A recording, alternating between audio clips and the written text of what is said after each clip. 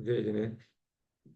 नमो अरिहन्ताणं, नमो सिद्धाणं, नमो आयरियाणं, नमो अचायाणं, नमो लोये सबसाहुणम्। मङ्गलं भगवान् वीरो, मङ्गलं गौतमो गणी, मङ्गलं कुन्दकुन्दार्यो, जैनधर्मोऽस्तु मङ्गलम्। सर्वमङ्गलमाङ्गल्यं सर्वकल्याणकारकं, प्रधानं सर्वधर्मानं, जैनं जयतु शासनं, जैनं जयतु शासनम्। स्याद्वादनय षट्द्रव्य गुण पर्याय और प्रमाण का, जड़ कर्म चेतन बंध का, अरु कर्म के अवसान का, कह कर स्वरूप यथार्थ जग का, जो किया उपकार है, उसके लिए जिन वाणी माँ को वंदना शत बार है, वंदना शत बार है। जय हो द्वादशांग रूप में जिनवाणी माता की जय। तीन भुवन में सार, वीतराग विज्ञान था, शिव स्वरूप शिव का, नमः त्रियोग समारी के। मांगलिक ग्रंथ श्री छेड़ाला जी, रचयिता पंडित दौलत राम जी। चर्चा हमारी दूसरी ढाल की चल रही है। उसके अंतर्गत संसार दुखों की चर्चा। हम लोग समझ रहे हैं कि संसार के दुख क्यों होते हैं जीव को, उसका मूल कारण क्या है, वो दुख कहाँ भोगता है, ये हमने जाना पहली ढाल में। चारों गतियों में वो जा जा करके पर्याय धारण कर करके दुख भोगता है। और वस्तुतः उन दुखों का जो मूल कारण है वो उसका मिथ्यात्व है। उस मिथ्यात्व के भी दो भेद किए, ग्रहित मिथ्यात्व, अग्रहित मिथ्यात्व। अग्रहित मिथ्यात्व का हमने विशेष वर्णन देखा कि सात तत्व संबंधी उसको किस तरीके से भूल होती है। अब यहाँ पर ग्रहित मिथ्यात्व की बात हो रही है, जो ये लेकर के तो उत्पन्न नहीं होता है, लेकिन द्रव्य क्षेत्र काल भाव की जैसी उसको स्थिति मिलती है, उस हिसाब से वो क्या करता है, ग्रहित मिथ्यात्व को ग्रहण करता है। मतलब ये किससे होता है, ये उपदेश से होता है। ग्रहित मिथ्यात्व कैसे होता है, उपदेश से होता है। और किस तरीके का उपदेश होता है, कौन उसको देता है, या फिर वो कैसी कुल में किस तरीके की जाति में उत्पन्न होता है। वर्तमान में हुंडाओ सरपणी काल चल रहा है, तो सभी जीव जैन कुल में उत्पन्न नहीं होते हैं। ठीक है, बहुतेरे जीव तो अजैनी ही होते हैं। जैन कुल में तो बहुत ही कम जीव उत्पन्न होते हैं। तो जो अजैन में उत्पन्न हुए हैं, ठीक है, उनको नियम से बचपन से ही फिर क्या दिया जाता है, अग्रहित मिथ्यात्व का उनको पोषण किया जाता है। वहां पर उनको परंपरा से वो अग्रहित मिथ्यात्व दिया जाता है, जिसको पाकर के वो ग्रहित और अग्रहित दोनों प्रकार के मिथ्यात्व का पालन करता है। अब ये जो ग्रहित मिथ्यात्व है, उसको उन्होंने पहले बोला था कुगुरु कुदेव और कुधर्म का सेवन। ये क्या है, ग्रहित मिथ्यात्व है। और ऐसे ग्रहित मिथ्यात्व का सेवन करने वाला जीव क्या करता है, पोषे चिर दर्शन मोह है, दर्शन मोहनी कर्म का तीव्र बंध करता है। मतलब उसकी उत्कृष्ट स्थितियों को भी बांध लेता है। ठीक है, क्योंकि सबसे अधिक स्थिति होती है दर्शन मोहनी कर्म की, 70 कोड़ा कोड़ी सागर की। और ये जीव मिथ्यात्व के परिणाम करके इस प्रकार से दर्शन मोहनी कर्म का तीव्र बंध करता है। किस प्रकार से, कुगुरु कुदेव और कुधर्म का सेवन करके। तो प्रश्न ये उठता है कि उन कुगुरु, उन कुदेव और उन कुधर्म का लक्षण क्या है। तो फिर आगे के छंदों में उनका लक्षण बताया। तो कल जो हम चर्चा कर रहे थे, वो कर रहे थे कि अंतर रागादिक धरे जे, बाहर धन अंबर ते सने, और धारे कुलिंग लही महत भाव, ते कुगुरु जन्म जल उपल्लाव। तो इस तरीके से अपन ने कल चर्चा अपन ने शुरू की थी कुगुरु की। उसमें थोड़ी सी चर्चा और बची है, तो कुगुरु की चर्चा को पूर्ण करके फिर कुदेव की चर्चा करेंगे कि कुदेव क्या होते हैं। ठीक है। तो बात चल रही थी कि हमारे सच्चे गुरु कौन से हैं, मतलब कुगुरु की तो हमने चर्चा करी कि जो वेशधारी होते हैं, ठीक है, निर्ग्रंथ नहीं होते हैं, वो कुगुरु होते हैं। लेकिन जो निर्ग्रंथ भी होते हैं, ठीक है, उनको भी 24 प्रकार के परिग्रह के जो त्यागी होते हैं, वही हमारे सच्चे गुरु होते हैं। तो 24 प्रकार के परिग्रह कौन कौन से थे, तो 10 प्रकार के बहिरंग परिग्रह और 14 प्रकार के अंतरंग परिग्रह का जो त्याग करता है, वे ही हमारे सच्चे निर्ग्रंथ गुरु हैं। अंतरंग परिग्रह को त्यागने के लिए भाई का त्याग अनिवार्य है। बिना भाई परिग्रह का त्याग किए अंतरंग परिग्रह नहीं जा सकता। ये बात कल भी अपन ने चर्चा की थी कि भाई परिग्रह को संजो करके रखें और हम ऐसा कहें कि हमारे अंतरंग के परिग्रह चले गए हैं, ये बात बिल्कुल क्या है, झूठी है। जब तक भाई परिग्रह साथ में है, अंतरंग परिग्रह नहीं जा सकते।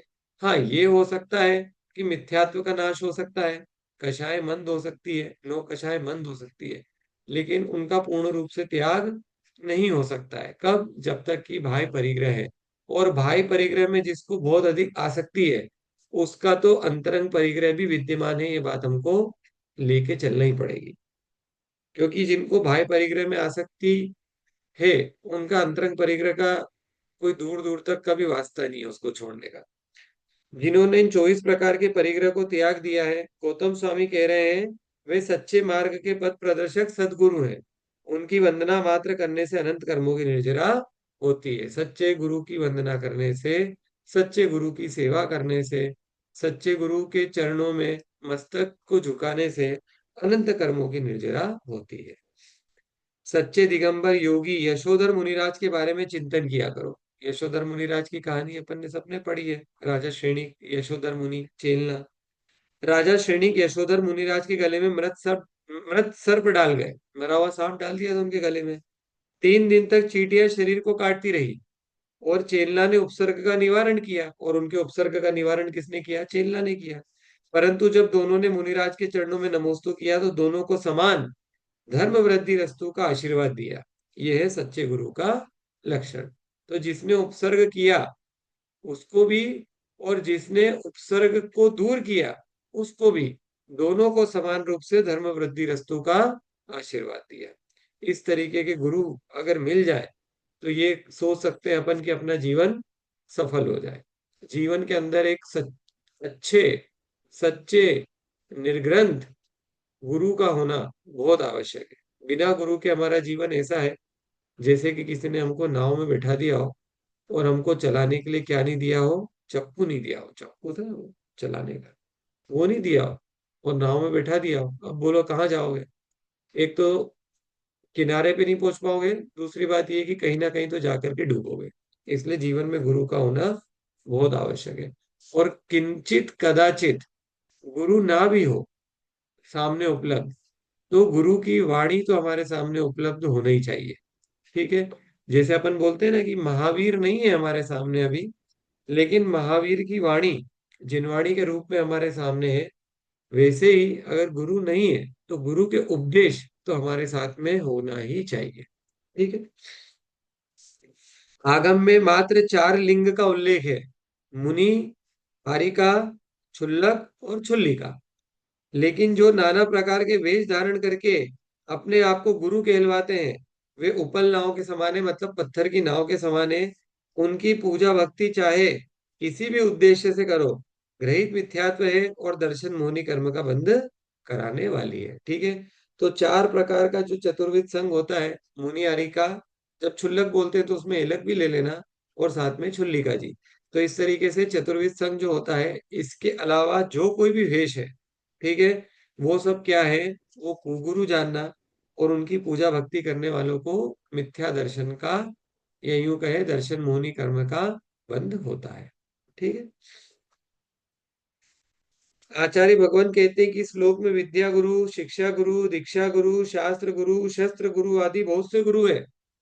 ठीक है। विद्या गुरु भी होते हैं जो हमको पढ़ाते हैं, शिक्षा गुरु भी होते हैं जो शिक्षा देते हैं, विद्या मतलब विद्या गुरु शिक्षा गुरु अलग अलग इसलिए क्योंकि पहले विद्याएं बहुत सिखाई जाती थी, अलग अलग प्रकार की विद्याएं सिखाई जाती थी, अलग अलग प्रकार की शिक्षा दी जाती थी। तो कहते हैं विद्या गुरु, शिक्षा गुरु, दीक्षा गुरु, ठीक है, जो दीक्षा देते थे, शास्त्र गुरु, जो शास्त्र पढ़ाते थे, शस्त्र गुरु आदि बहुत बहुत से गुरु हैं। परंतु कल्याण कराने वाले निर्ग्रंथ गुरु ही होते हैं। मोक्ष मार्ग के गुरु तो निर्ग्रंथ गुरु ही हैं। तो जो आत्म कल्याण में हमारे लिए सहायक हैं, वो तो क्या है, सिर्फ निर्ग्रंथ गुरु ही है। ठीक है, इस तरीके से कुगुरु की चर्चा करी, कुगुरु की पहचान करी, और साथ में सुगुरु की भी पहचान करी, क्योंकि खाली हमको नेगेटिव थोड़ी ना पढ़ना है, हमको साथ में ये भी देखना है कि पॉजिटिव क्या है। तो हम नेगेटिव जो है, मतलब कि जो कुगुरु है उनका सानिध्य छोड़ करके जो हमारे सुगुरु है उनका सानिध्य करें, ताकि हमारा मोक्ष मार्ग भी प्रशस्त हो। अब आगे बात करेंगे हम किसकी, कुदेवों की। ठीक है, कि कुदेव क्या होते हैं। अब तो ये देखिए यहाँ पे आया है, तो ये एक लाइन यहाँ पे लिए छंद 10 में से, और एक लाइन अपन लेंगे छंद नंबर 11 में से। ठीक है, इस तरीके से दो, जो यहाँ पर दो पंक्तियां हैं उसमें कुदेव का वर्णन है।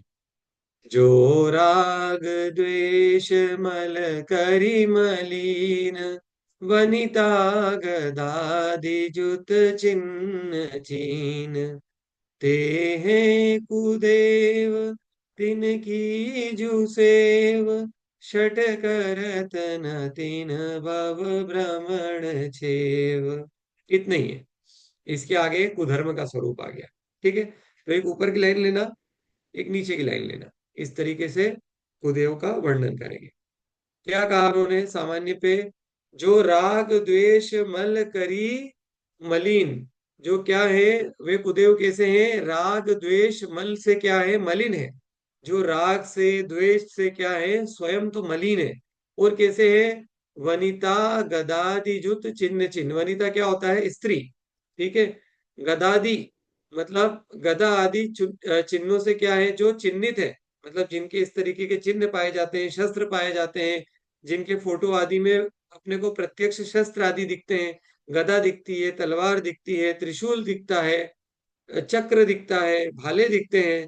ठीक है, इस तरीके के जो चिन्हित होते हैं, इस तरीके से चिन्हों से जो चिन्हित होते हैं, वो क्या है, कुगुरु है। तो वो क्या लिखा, ते हे कुदेव, वो क्या है, कुदेव, तिनकी जू सेव, और उनकी जो सेवा करता है, षट करत न तिन भव भ्रमण छे, उसको क्या होता है, उस उनकी सेवा करने वाले को कितना भी वो क्या करे, खूब तप करे, ठीक है, खूब प्रयास करे, लेकिन उसका भव भ्रमण मतलब उसके संसार का उच्छेद नहीं होता है। भव भ्रमण छेद मतलब वो संसार भ्रमण का नाश नहीं कर पाता है। ठीक है, अब इसको विशेष रूप से अपन समझते हैं कि क्या है। आज कृतिकार कुदेवों की चर्चा कर रहे हैं। बेहरी, ओखली, मूसल पूज रहे हैं। इनमें कौन से देवताओं की स्थापना हो गई है। अब सबसे पहले तो चलो, जो जिनके फोटो आदि हैं उनके तो कुछ चेहरे हैं, मतलब उनको तो हम बोल सकते हैं कि उनमें तो कुछ प्राणों की कल्पना की गई है। ठीक है, वहां तक की तो बात ही नहीं है। उसके पहले वो कह रहे हैं कि देहरी मतलब घर की देहली को पूजना, ओखली को पूजना, मूसल को पूजना, इनमें कौन से देवताओं की स्थापना हो गई है, ये कौन से देव है, ये तो पुद्गल है। ठीक है, जड़ वस्तु है। इनमें देवों की स्थापना कैसे हो गई, इनको कैसे पूछ सकते हैं। कुछ लोग सूर्य को देवता मानकर पूज रहे हैं। उनमें निवास करने वाले ज्योतिषी देव आपको नहीं दिख रहे हैं। न उस विमान में विराजमान नरेंद्र देव की प्रतिमा के दर्शन हो रहे हैं। आपके लिए न वो विमान पूजनीय है, न उसमें रहने वाले ज्योतिषी देव पूजनीय है। दोनों पूजनीय नहीं है।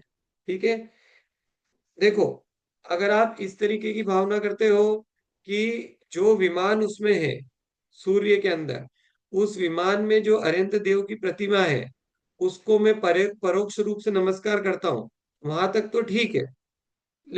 लेकिन सूर्य सूर्य अपने आप में क्या है, सिर्फ एक विमान है। और उस विमान की क्या पूजा करना, उसके अंदर जो देव है वे तो ज्योतिषी देव है। ज्योतिषी देव नियम से सब मिथ्या दृष्टि पैदा होते हैं, तो उनको तो कोई फायदा ही नहीं है उनकी पूजा करने का। और वो जो सूर्य का विमान है, ठीक है, उसकी भी क्यों पूजा करेंगे, विमान की तो कोई पूजा करता नहीं है। हाँ, उसके अंदर जो मंदिर है, उस मंदिर के अंदर अनंत भगवान की परोक्ष अगर हम वंदना करना चाहते हैं तो वो की जा सकती है, ठीक है, अदरवाइज उसको पूजने का कोई कारण बनता नहीं है। भरतेज भी सूर्य विमान में विराजमान जिन बिंब की पूजा करता था। जो भरत भरत चक्रवर्ती थे, वो जिन बिंब की पूजा करते थे जो सूर्य के विमान में था। क्या कह रहे हैं प्रीति जी, प्रश्न है? भैया ये जो आजकल जैसे इंदौर में भी है नवग्रह जिनालय, है ना? हाँ। अपन एक एक कि ये शनि है किसी को तो ये माँ भगवान की पूजा करो।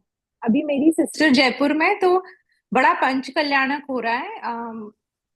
आदित्य सागर जी महाराज ही हैं, और वो मेरी बहन ने ही लिए, 9 मूर्ति लिए उसने अलग अलग। वो हम्म। जाएगी तो साउथ में कहीं, बट अभी पंच हम्म। कल्याणक है 9 से 15।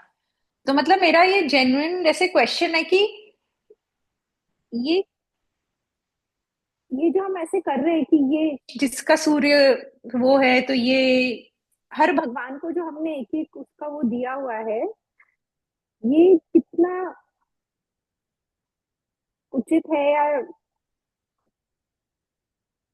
देखिए, नवग्रह जिनालय होते हैं, ठीक है, तो नवग्रह जिनालय के अंदर जो मूर्तियां हैं, जो स्थापित पंच कल्याणक के द्वारा स्थापित की गई मूर्तियां हैं, उनकी पूजा करने में कोई दोष नहीं है, ठीक है। लेकिन ऐसा मानना कि ये ग्रह, ये तीर्थंकर की पूजा करने से हमारे वश में हो जाएगा, या ये हमें कष्ट नहीं देगा, या ये पर्टिकुलर दिन ये वाले भगवान का है, ये ग्रह इन भगवान का है, इस तरीके की जो मान्यता है, इसका कोई ठोस आगम प्रमाण नहीं है, ठीक है। और दूसरी चीज ये है कि 2400 तीर्थंकर भगवान समान गुण के धारी है, ठीक है। और ये जो 2400 तीर्थंकर भगवान उत्पन्न हुए हैं, ये 2400 तीर्थंकर भगवान सबसे उत्कृष्ट जो नक्षत्र होते हैं, ठीक है, जिस क्योंकि एक उत्सर्पणी में या एक अवसर्पणी में मात्र 24 ही तीर्थंकर होते हैं, न 23 तीर्थंकर होते हैं, न 25 तीर्थंकर होते हैं, ठीक है। उसका कोई ऐसा फिक्स कारण नहीं है कि भाई 23 क्यों नहीं होते और 25 क्यों नहीं होते, 24 होते हैं तो 24 ही होते हैं, अनादिकाल से ऐसा चला रहा है। लेकिन उसका एक कारण ऐसा भी दिया जाता है कि जो ऐसे 24 समय ऐसे होते हैं, ठीक है, जो कि सर्वश्रेष्ठ समय होते हैं, ठीक है, और उनके अंदर वो 24 तीर्थंकरों का जन्म होता है, मतलब उस समय सब तरह की ग्रह दशाएं सब कुछ सर्वश्रेष्ठ होती हैं। ऐसा एक मान्यता ऐसी भी है, तो कहने का मतलब ये है कि कोई सा भी ग्रह हो, ठीक है, कुछ भी हो, सभी तीर्थंकर क्योंकि समान शक्ति के धारक हैं, इसलिए सामान्य रूप से कोई भी तीर्थंकर की हम पूजन करें, ठीक है, उससे हमको जो पुण्य बंधता है, ठीक है, उससे हमारे जो भावों की विशुद्धि होती है, उससे वैसे ही जो भी ग्रह उपद्रव वगैरह जो भी होते हैं, या जो भी जिस तरीके की भौगोलिक स्थिति होती है, क्योंकि होती तो है, वो भी साइंस है, अपन उसको नकार नहीं रहे, ये ग्रह नक्षत्र आदि की स्थिति भी साइंस होती है, तो अपन ये नहीं कह रहे हैं कि वो एप्लीकेबल नहीं है, एप्लीकेबल तो है वो सब चीजें, लेकिन उसको पर्टिकुलर तीर्थंकर से जोड़ना, वो कोई उसमें कोई बहुत ज्यादा कोई खास बात नहीं है उसके अंदर, ठीक है, कि ये वाले तीर्थंकर ये वाले ग्रह का अरिष्ट, क्योंकि कोई देखो हम्म। ऐसे निश्चय नय से देखा जाए तो कोई भी तीर्थंकर कुछ भी करने वाला नहीं है, ठीक है। एक तो ये हम्म। निश्चय नय का ये कथन हो गया कि कोई भी तीर्थंकर हमारे लिए कुछ भी करेगा नहीं, ये बात पक्की है, और ये बिल्कुल शाश्वत सत्य है, इससे हम भाग नहीं सकते हैं कहीं भी। तो कुल मिला के फिर ये प्रश्न ये उठता है कि फिर पूजा ही क्यों करते हैं अपन, अगर तीर्थंकर हमारा कुछ नहीं कर सकते। तो फिर वहां पर ये बात आती है निकल के कि भाई हम जो अपने भावों की विशुद्धि करते हैं तीर्थंकर आदि की पूजा करके, उन भावों की विशुद्धि से जो हम पुण्य बांधते हैं, उससे जो हमारे परिणाम निर्मल होते हैं, उससे हमारा असाता वेदनी कर्म का जो परिमाण है वो थोड़ा सा कम होता है, साता वेदनी का परिमाण बढ़ता है। इससे हमारे ऊपर जो जो कुछ भी उपसर्ग हो रहा होता है, जो कुछ भी उपद्रव हो रहा होता है, जो कुछ भी हमारे जीवन में तकलीफ हो रही होती है, उसमें थोड़ी सी हमको राहत मिल जाती है, ठीक है। बस इतने ही इसमें लेके चलना है, बहुत ज्यादा उसके अंदर हम डीप डाइव करेंगे तो ये कोई बात लॉजिकल बनती नहीं है, ये फिर बहुत सारी चीजें हमको मिथ्यात्व की ओर लेकर के जाती है।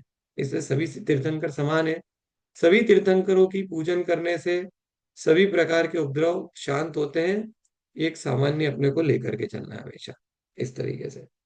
बाकी नवग्रह जिनालय होते हैं, ठीक है। महाराज जी लोग नवग्रह जिनालय की स्थापना भी करवाते हैं, सब तरीके की चीजें, चिन्ह वगैरह भी उसमें बनाते हैं, ग्रहों के नाम भी लिखते हैं। वो भी एक है चीजें, लेकिन उसमें बहुत ज्यादा अटकने की जरूरत नहीं है। ठीक है। हमारा ध्येय क्या है? हमारा ध्येय अपनी आत्मा का कल्याण करना, ग्रहों को शांत करना हमारा ध्येय नहीं है। जैसे कर्म हम बांध के आए हैं, जब उदय में आएंगे तो वो अपना फल दे करके जाएंगे। हम बहुत ज्यादा उसके अंदर कोई कुछ कर नहीं सकते। और जो निरंतर जिनेंद्र आदि की पूजन में लगते हैं, जो धर्म कार्य में प्रशस्त रहते हैं, उनके तो वैसे भी बड़े बड़े पाप ऐसे ही टल जाते हैं। उनको अलग से किसी ग्रह को जाकर के नमस्कार करने की कोई आवश्यकता नहीं है, क्योंकि ग्रह भी तो ज्योतिषी देव है। इन ग्रहों के लिए हम स्पेशल क्या करें? ठीक है, इस तरीके से। तो ये ऐसा क्यों कर रहे हैं आजकल, मतलब कि जो सब लोग पंचम दूसरी। काल है, सब हम्म। चीजें होंगी, ये सब पहले नहीं होते थे। अगर आप हम्म। 100 वर्ष पुराने कोई सा भी मंदिर उठा करके देखो, मेरे को एक मंदिर बता दो 100 वर्ष पुराना, जो नवग्रह जिनालय हो। ठीक है। जो कुछ भी बने वो वर्तमान में दर्शन सागर जी महाराज ने इंदौर में बनाया था नवग्रह जिनालय। ठीक है। अभी भी बहुत सारी जगह पे नवग्रह जिनालय बनाते हैं महाराज जी। ठीक है। अल्टीमेटली वहां पर जिनेंद्र भगवान की प्रतिमा प्रतिष्ठित होती है। वो जाकर के अपन उसका अभिषेक पूजन आदि करो, उसमें कोई तकलीफ नहीं है। ज्यादा ग्रहों के चक्कर में अपने को पड़ना ही नहीं है, ऐसा। हाँ। तो अपन बात कर रहे थे, भरतेज भी सूर्य विमान में विराजमान जिन बिंब की पूजा करता था। आगम में उल्लेख है कि मकर संक्रांति के दिन, ये ना मकर संक्रांति नहीं है, ठीक है, इसको कर्क संक्रांति लेना, ये मकर नहीं है। जो मकर संक्रांति 14 जनवरी को आती है, उस दिन का नहीं लेना है ये कर्क संक्रांति जो जून में आती है, उसकी बात कर रहे हैं, क्योंकि उसमें सूरज का विमान बहुत निकट होता है। तो वो उतना निकट होता है कि जो चक्रवर्ती होता है उसकी, क्योंकि आंखें अच्छी तेज होती हैं, अपने सामान्य आंखों जैसी नहीं होती हैं, तो वो कुछ 47,000 योजन दूर सूर्य के विमान में जो जिन बिंब होता है, उसको दर्शन हो जाते हैं अपनी छत से, अयोध्या की। ठीक है। लेकिन ये मकर संक्रांति पे नहीं होते हैं, ये कर्क संक्रांति पे होते हैं। के दिन जब सूर्य अपनी प्रथम गली में आ जाता है, तो उसमें विराजमान जिन बिंब के दर्शन चक्रेश अपने षटखंडे महल के ऊपर से करता था और विधिवत अष्ट द्रव्य से पूजन करता था। मगर अज्ञानी प्रजाजनों ने जब यह दृश्य देखा कि भरत महाराज तो सूर्य की पूजा कर रहे हैं, उसे जल आदि चढ़ा रहे हैं, तो वे भी अपने राजा को देखकर जल चढ़ाने लगे, पुष्प चढ़ाने लगे, जबकि सामान्य लोगों को तो जिन बिंब दिखाई नहीं देता है। क्योंकि चक्रवर्ती की दृष्टि का प्रमाण होता है 4,82,637/20 योजन, अर्थात 18 पॉइंट समथिंग समथिंग मील, जिससे वह सूर्य विमान में स्थित जिन बिंबों के दर्शन करने में समर्थ था। परंतु सामान्य प्रजा की दृष्टि तो सामान्य थी, इसलिए रूढ़िवाद से आज तक लोग सूर्य विमान को देव मानकर पूज रहे हैं। ठीक है। अभी अपन देखने जाएंगे कर्क संक्रांति के दिन सूरज में, तो अपने को नहीं दिखेंगे, जिन बिंब दर्शन नहीं होंगे। ठीक है। तो वो गलत मान्यता ऐसी चल पड़ी, तो चल पड़ी। ऐसे ही चंद्रमा को पूजते हैं। करवा चौथ के दिन महिलाएं चंद्रमा की पूजा करती है। ध्यान रखना, चंद्रमा की सूर्य की तरह विमान ही है, वो भी विमान है। ठीक है।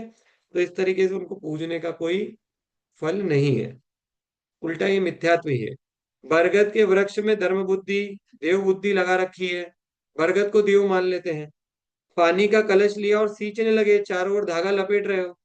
बरगद का वृक्ष एकेंद्रीय है और पूजने वाला संगी पंचेंद्रीय। अब बोलो, संगी पंचेंद्रीय जीव एकेंद्रीय की पूजा करे, ये कोई बात बनती है क्या? हम स्वयं पंचेंद्रीय, हम एकेंद्रीय की पूजा करें, ये क्या बात हुई? ठीक है। जैसा मिथ्यात्व छाया है, जहां किंचित भी देवपना नहीं है, वहां बड़ा बड़ा कर देवता मान रहे हैं, उनमें देवता की कल्पना कर रहे हैं। ठीक है। अग्नि, गाय, चूल्हा, चक्की, ओखली को पूज रहे हो, क्यों? यानी उपकार करने वाली वस्तुओं को देवता मान रहे हो, जिससे अपना उपकार होता है, जो उपकरण है। उपकरण की आज जैसे महाराज जी ने परिभाषा बताई कि जो उपकार करते हैं, ठीक है, वो उपकरण होते हैं, जो हमारा उपकार करते हैं वो उपकरण होते हैं। तो अब क्या करें?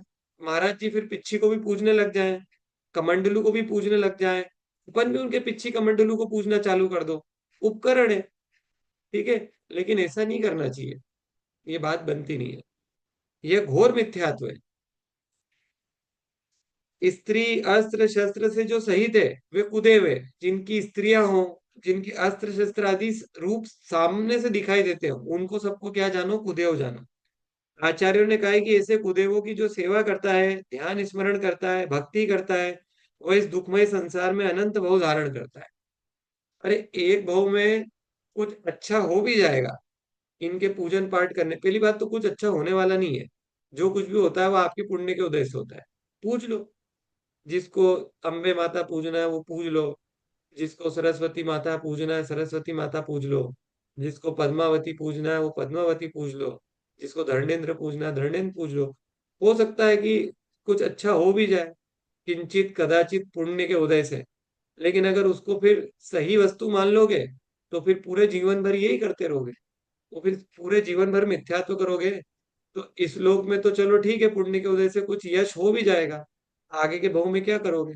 मिथ्यात्व लेके ही जाना है साथ में, मिथ्यात्व का वमन करना है अपने को, मिथ्यात्व को साथ में लेके थोड़ी ना जाना है। ठीक है, तो अपने को मनुष्य भाव ये मिला है, इसमें जो मिथ्यात्व थोड़ा बहुत भी अपने पास में है उसका अपन वमन करें, उसको छोड़े, और नया नया मिथ्यात्व और पाल के नहीं बैठ जाए अपन। 8 हाथ वाली माता, 16 हाथ वाली माता, 56 हाथ वाली माता, ये सब चीजें, ये खतरनाक है ये सब। ये ना विष के समान अपनी आत्मा में मिथ्यात्व को घोल रहे हैं निरंतर, और अपने को इन सब चीजों से बचना पड़ेगा। साधु यदि अपने पास तलवार धनुष चादर चक्र आदि रखे तो आप उसे नमस्कार नहीं करोगे, फिर जो अस्त्र शस्त्र और वस्त्र सहित है उन कुदेवों को कैसे नमस्कार करते हो? आचार्य ने कहा है कि एक बार कुदेव को नमस्कार करने से 4 लाख परिस्त्री सेवन का पाप लगता है। ऐसा कुछ आया है, इसका आगम प्रमाण क्या है मेरे को नहीं पता, लेकिन ये लाइन यहाँ पे लिखी हुई है। तो इस तरीके से कुदेवों को नमस्कार करने का बहुत अधिक पाप फल है। ठीक है, नमस्कार मात्र करने से भी सम्यक दर्शन दूषित होता है। ठीक है, इसलिए नमस्कार भी नहीं करना। घर के कोने में स्थापित पुरखों को, गौण को पूज रहे हो, एक पत्थर रख लिया और पूजने लगे, क्या है ये सब? पत्थर की पूजा हो रही है। यदि सच्चे देव यानी देवादि देव के प्रति आपकी सच्ची श्रद्धा होगी तो अन्य देव भी आकर आपके चरणों की सेवा करेंगे। जो 3 लोक के नाथ है उनकी सेवा कर लो, उनकी सेवा करने से अन्य तो सब आपकी सेवा ऐसे ही करेंगे। कहते हैं कि जो अरिहंत भगवान की सेवा करते हैं उनकी सेवा तो देव भी आके करते हैं। सीता ने किसी देव को याद नहीं करा, उन्होंने अरिहंत देव को याद करा। ठीक है, किसी सोदर इंद्र को, किसी ज्योतिषी देव को, किसी भवनत्रिक देव को उन्होंने नहीं बुलाया कि मेरी अग्नि परीक्षा होने वाली है, आओ आके मेरी सेवा करो या मेरे को बचाओ इस उपसर्ग से। उन्होंने सिर्फ और सिर्फ किसका नाम लिया? शांतिनाथ भगवान का नाम लिया, मुनि सुव्रतनाथ भगवान का नाम लिया। और जब सच्चे देव का नाम लिया तो वो देवों के आसन भी कंपायमान हो गए, और उन्होंने वो जलती हुई अग्निकुंड को भी क्या कर दिया? सरोवर बना दिया।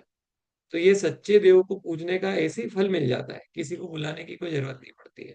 अपन जब पूजा करते हैं भगवान की और बाद में विसर्जन पाठ करते हैं तो अपन क्या बोलते हैं? आए जो देवगण, पूजे शक्ति प्रभा। अपन ये कहते हैं कि जो देव हमारे साथ आकर के पूजा कर रहे थे अपनी अपनी शक्ति अनुसार, ते सब जाओ कृपा कर अपने अपने स्थान। हम कहते हैं कि बाप अपने अपने स्थान पे जाओ। ठीक है, अपन उनका आह्वान करते हैं क्या? आह्वान किसका करते हैं अपन? आह्वान तो अपन आदिनाथ भगवान का करते हैं, आह्वान तो अपन महावीर भगवान का करते हैं। अपन तो कभी ये नहीं बोलते कि आओ देव तिष्ठो तिष्ठो, देवों की स्थापना नहीं करते अपन। अपन ये कहते हैं कि वो तो आते हैं, अपन पूजा करते हैं, वो हमारे साथ आकर के भगवान की पूजन करते हैं। तो फिर क्यों अपने को किसी और के चक्कर में पड़ना? ठीक है, हाँ बोलिए। भैया वो जो हम पूजा की स्थापना कर देते हैं और फिर जब बोलते हैं कि उसके बाद थाली हिलाना नहीं है, हाँ, ऐसा बोलते हैं कि टेबल भी मत हिलाओ, थाली भी मत हिलाओ, उसका क्या रीजन है? नहीं कि वो ऐसा, एक रिस्पेक्ट है, बस एक विनय है? हाँ मतलब अब आप ऐसे इधर उधर देखो, पूजा करने बैठे हैं, शांति से पूजन करो, इधर हाथ चल रहे हैं उधर हाथ चल रहे हैं, हिल डुल रहे हैं अपन, थाली इधर उधर, मतलब ये एक्चुअल में सब विनय की बातें होती है कि हम हाँ। तीर्थंकर भगवान की पूजा कर रहे हैं। ठीक है, इधर उधर भाग दौड़ कर रहे हैं, तो हमारा ध्यान तो किधर होना चाहिए? भगवान की तरफ होना चाहिए। ठीक है, तो इधर सरकाना उधर सरकाना टेबलों को, ये सब चीजें अपने को नहीं करना चाहिए। इसमें और कोई ऐसा कोई कुछ वो नहीं है। बस ये कि अपन इन सब चीजों का ध्यान रखें, बस और कुछ ज्यादा उसमें विशेष बात हाँ, मतलब विनय का ही एस्पेक्ट है। मुझे ऐसा लगा कि ऐसा है कि कोई देव आ गए उधर और हम उनको नहीं, हिला नहीं, रहे हैं नहीं, इसलिए। कुछ भी ऐसा नहीं, कुछ हाँ। भी नहीं। Okay okay. हाँ। सच्चे देव का स्वरूप समंदरबद्ध स्वामी कह रहे हैं। क्या कह रहे हैं रत्नकरण शाहुकाचार में? शुद्ध पिपासा जरातंक जन्मांतक भय स्मया, भयस्मया। न राग राग द्वेष द्वेष मोह मोह। हाँ, बोलिए, से बोलिए, प्रकीर्ते। बोलिए। हाँ, बोलिए। न राग द्वेष मोहाश्च यस्य यस्याप्त से स, हाँ, प्रकीर्यते। प्रकीर्तियते। ठीक है। तो कौन कौन से 18 दोष नहीं होते उनके अंदर? निर्दोष का तात्पर्य जिनके क्षुधा तृषा राग द्वेष आदि विकार ना हो। क्षुधा तृषा आदि विकार तो पुद्गल में भी नहीं होते। तो क्या पुद्गल में आप्तपना घटित हो जाएगा? तो बोले पुद्गल में भी नहीं होते, तो उनमें भी आप्तपना घटित हो जाएगा। तो इसलिए समनभद्र स्वामी ने कहा है कि जो निर्दोष होने के साथ सर्वज्ञ भी हो, निर्दोष भी हो, सर्वज्ञ भी हो, वह आप्त है। ठीक है, इसलिए वो जड़ता में वो बात नहीं बनेगी। ऐसे आप 18 दोषों से रहित होते हैं। क्षुधा तृषा बुढ़ापा जन्म मरण भय स्मय राग द्वेष मोह चिंता रति अरति निद्रा विषाद स्वेद खेद और रोग, इस प्रकार के जिनमें 18 दोष नहीं पाए जाते हैं, वही हमारे क्या होते हैं? विषाद इष्ट तो देव ठीक होते है। हैं। वही हमारे आप्त है, वही हमारे भगवान है। विषाद। बाकी किसी में विषाद का मीनिंग क्या होगा? क्या क्या? विषाद, विषाद का मीनिंग? हाँ, आपने विषाद का बोला ना मतलब शोक, विषाद। शोक दुख, हाँ, शोक दुख आक्रंदन। दुख शोक। ठीक है, इसको विषाद बोलते हैं। ठीक है, इस प्रकार जो इन 18 दोषों से रहित है वे परम पद में रहने वाले उत्कृष्ट केवल्य ज्ञान ज्योति वाले कर्म फल से सहित भूत भविष्यत वर्तमान की समस्त पर्यायों सहित पदार्थों को जानने वाले परम पद में स्थित अनंत परमेष्टि ही सच्चे देव है। ठीक है। राम सर्वज्ञ प्रभु है, हनुमान सर्वज्ञ प्रभु है, अनंत सिद्ध के रूप में इन्हें पूजो, इनकी भक्ति करो, कोई दिक्कत नहीं है। सर्वज्ञ की आराधना कर रहे हो, लेकिन यदि राम को हनुमान को रागी रूप में सवस्त्र राजा के रूप में पत्नी सहित पूजोगे तो मिथ्यात्व की श्रेणी में आएगा। ठीक है, तो हनुमान जी को सिद्ध के रूप में पूज लो, पूछ रहा है तो जय हनुमान बोलने में कोई दोष नहीं है। ठीक है, लेकिन कौन से रूप में जय हनुमान बोल रहे हैं अपन? वो जो वानर के रूप में दिखाई दे रहे हैं, जिनके हाथ में गदा है, जो पर्वत को उठाए हुए हैं, उस रूप में पूज रहे हैं क्या? अगर उस रूप में पूज रहे हो तो दोष है। और अगर उनको सिद्ध के रूप में पूज रहे हो तो फिर कोई दोष नहीं है। ऐसे ही राम को अस्त्र शस्त्र सीता के साथ लक्ष्मण के साथ पूज रहे हो तो दोष है। उन्हीं राम को सिद्ध के रूप में पूज रहे हो तो कोई दोष नहीं है। हाँ, बोलो। जय हनुमान वीर गुण सागर, तो हम भी ये बोल सकते हैं टेक्निकली। वीर गुण सागर नहीं, ज्ञान गुण सागर। क्या गुण सागर, हाँ मतलब हम भी हाँ, बोल। बोलो ना, ज्ञान गुण सागर, कोई तकलीफ नहीं है। सिद्ध भगवान ज्ञान गुण सागर होते ही है। उनमें तो ज्ञान ही ज्ञान है, अनंत ज्ञान है। तो वो बात नहीं है। लेकिन उस समय सामने सिद्ध भगवान का स्वरूप होना चाहिए हमारे मन में। ठीक है, उसमें वो जो स्वरूप हमको वर्तमान में मंदिरों में दिखाई देता है, वो स्वरूप नहीं आएगा। हनुमान कामदेव थे, परंतु लोगों ने उनका रूप विकृत कर दिया। हनुमान तो स्वयं कामदेव थे, सर्वांग सुंदर, अपने से भी सुंदर थे वो। वानर थोड़ी ना थे। वानर के रूप में लोग पूछते हैं, कामदेव थे वे। स्त्रियां थी उनकी, ब्रह्मचारी नहीं थे वे। कामदेव की हजारों स्त्रियां होती है, एक दो नहीं होती है, हजारों स्त्रियां थी उनकी, पुत्र आदि भी थे उनके। तो ये इस तरीके से वानर का रूप बना दिया है, पूंछ लगा दी, मुंह फुला दिया, गदा पकड़ा दिया है। हनुमान वानर नहीं थे, वानर वंशी थे, का वंश था वानर तो। कामदेव थे, सर्वांग सुंदर थे, अंत में प्रवज्ञा को धारण कर मोक्ष पधारे। अरंत के रूप में पूजोगे तो देवादिदेव की श्रेणी में आएंगे। पूजो अरंत के रूप में, कोई तकलीफ नहीं है। सुग्रीव जी को भी पूजो अरंत के रूप में, वो भी तद्भव मोक्षगामी थे। बाली को पूजो, वो भी मोक्षगामी हुए। नल नील अंगद, कितने सारे नाम आते, सबको पूजो आप, कोई तकलीफ नहीं है। ठीक है, बस वो निर्वाण जो कांड रूप, में हम पढ़ते ही हैं। हाँ, निर्वाण कांड में अपन पढ़ते ही है। सब वो मोक्षगामी जीव हो गए, सब सिद्ध हो चुके हैं। वो जो कुदेवों को देखने मात्र से सम्यक दर्शन मनील हो जाता है। आज लोग अरंत मुद्रा को छोड़कर यक्ष यक्षिणी को पूज रहे हैं। आगम कहता है कि वे भी आपके समान अरंत भगवान के भक्त हैं। उनकी तीर्थंकर जैसी पूजा मत करो, यह तो मिथ्यात्व है। हाँ ठीक है, जिस तरीके से हमारे, जैसे हम भक्त हैं हरिहर भगवान के, वैसे वो भी भक्त हैं। तो जो हम अपने साधर्मियों को जिस तरीके से नमस्कार करते हैं, वैसे नमस्कार करो यक्ष यक्षिणी को, इसमें कोई दोष नहीं है। लेकिन हरिहर भगवान के समान भक्ति से उनकी पूजा नहीं की जा सकती है अष्टद्रव्यों से। मैं ये नहीं कहती कि उनका अनादर करो, ठीक है, वो कह रहे हैं कि इनका अनादर मत करो। ऐसा भी नहीं कि तुम उनको झिड़क ही दो, या उनकी मूर्ति आ गई तो तुम ऐसे मुंह कर लो जैसे कि पता नहीं किसकी प्रतिमा आ गई हो, क्योंकि उनकी बहुत सारी प्रतिमाएं बनाई गई है। तो अनादर किसी का नहीं करना है, अनादर तो अपने को कुदेवों का भी नहीं करना है, ठीक है।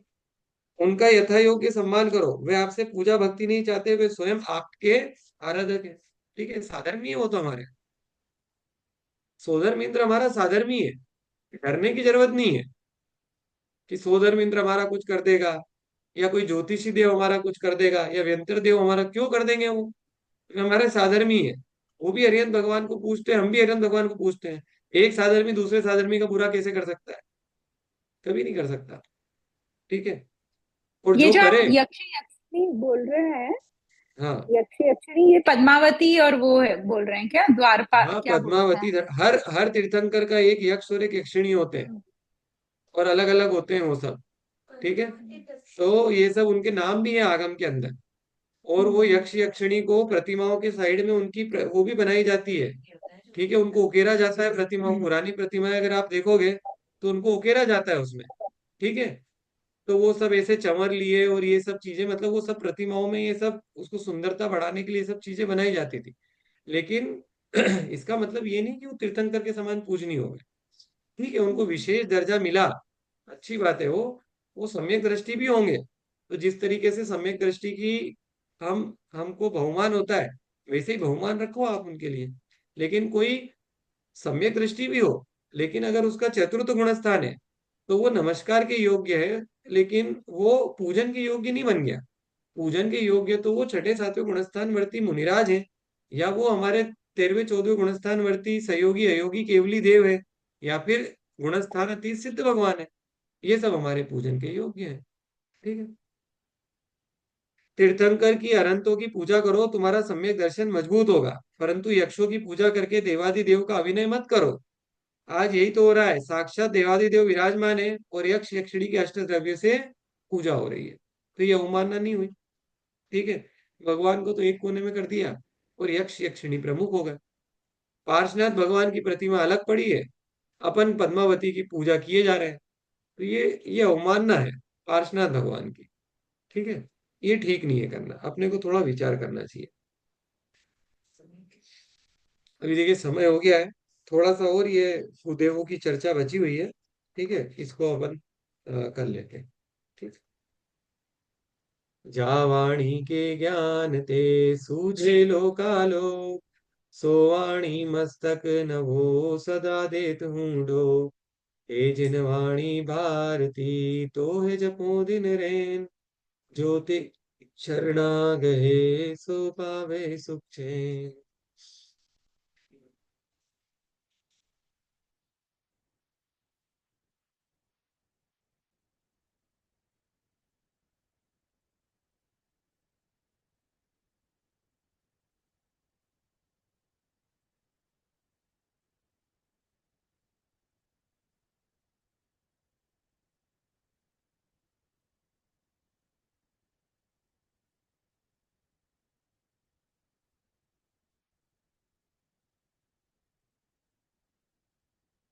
जय हो द्वादशांग रूप में जिनवाणी माता की जय।